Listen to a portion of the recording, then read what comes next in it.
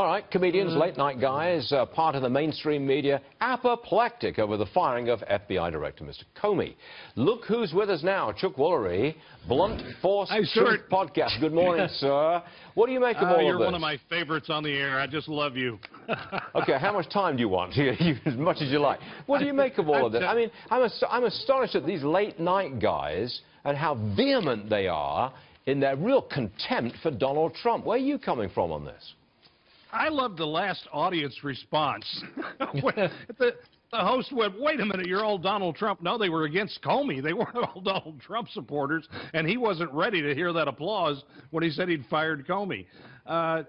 You know what? It's just, I don't mind political humor. It's funny. It can be very funny. What's happened, I think, within the last 6, 7 months, it's become nasty and hurtful and hateful and fearful as well. So it's got an edge to it that it's never really had that much before, and I think it's rather dangerous. I really do. But you know, Chuck, it's not going to go away, is it? I think we've got 4 years of this. No. It's going to continue to go because this whole thing with the Russians that you've been talking about this morning with health care, the progressivism, socialism. I mean, most people don't realize that progressivism is a German idea.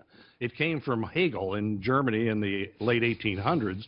And political correctness is also a German idea from the Frankfurt School. So we are really, the left is really operating on all German ideas instead of American ideas, and they are totally counter to the Constitution, to the Declaration of Independence, to the Bill of Rights, to everything we hold sacred. They do not hold sacred. So when they talk about a constitutional crisis, they're talking about something they know nothing about because they hate the Constitution.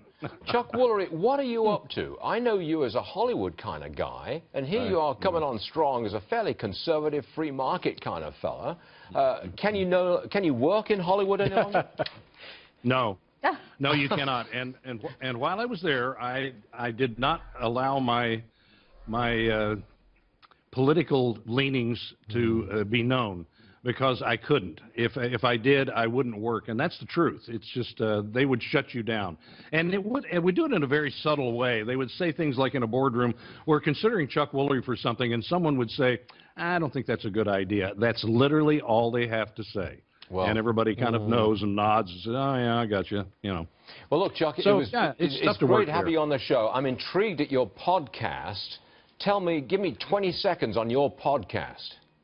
Yeah, we're just trying to take the news and break it down so that people understand it. We have kind of history things where we teach, like I was talking about the political correctness, where it comes from. By the way, political correctness moved in the 30s out of Germany because of Hitler, because it was communist, and they were afraid they were going to kill him, or he was going to kill them, so they moved to their campus to Columbia University in New York.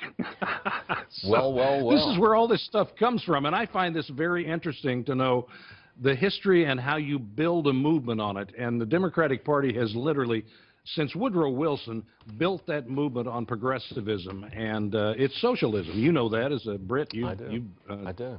Dealt with it. And Chuck, we're out of time, but I want to say, Chuck Woolery, who knew what this guy was all about? Chuck Woolery, everybody. I'll get that podcast, I promise. Chuck, thanks very much indeed. I'm running because I got something going on in Wall Street, and we'll be back to you very soon. Promise.